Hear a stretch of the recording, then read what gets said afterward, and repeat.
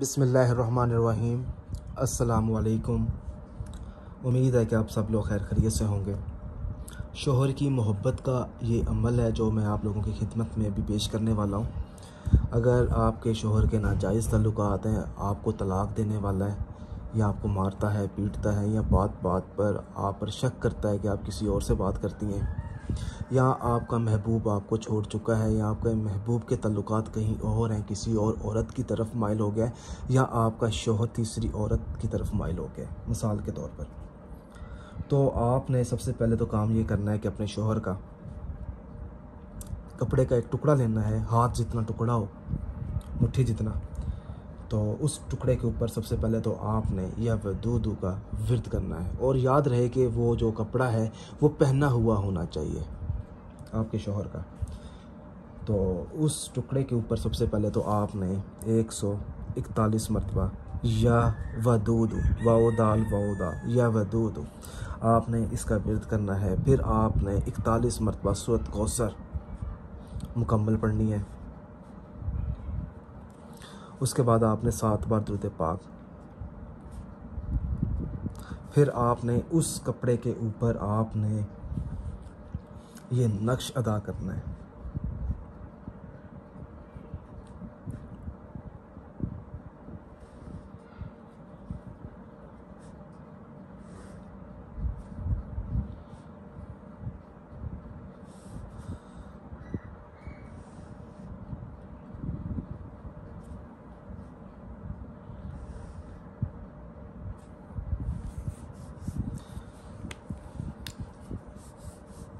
और जब भी आप नक्श अदा करें तो आपका जो मतलूबा मकसद है वो आपके जहन में होना चाहिए।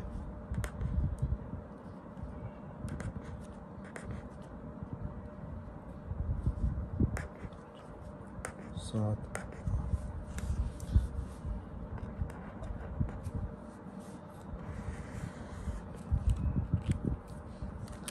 के नीचे आपने अपने शौहर का नाम फ़लाँ बिन लगाकर, शौहर की वालदा मोहतरमा का नाम अलहुब अपना नाम लिख दें, बिन लगाकर अपनी वालदा मोहतरमा का नाम लिख दें।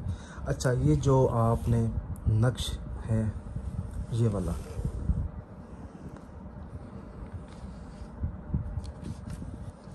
इस नक्श का मैं अब आपको इस्तेमाल बता देता हूँ, ठीक है।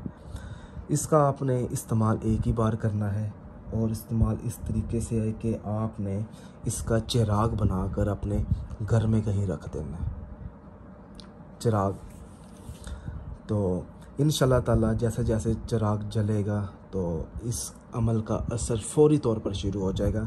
और आपने ये जो विर्द है या वदूदू और सूरत कौसर और दुरूद पाक आपने हर नमाज के बाद इसको जारी रखना है 7 से 11 दिन तक।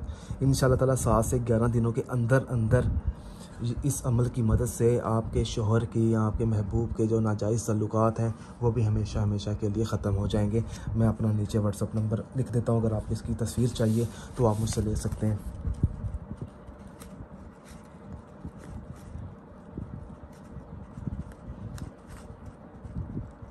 या कोई और आपने बात पूछनी है, या कोई वजीफ़ा पूछना है, या कोई अमल करवाना है, तो उस मकसद के लिए भी आप मुझसे रब्ता कर सकते हैं। जज़ाकल्लाह।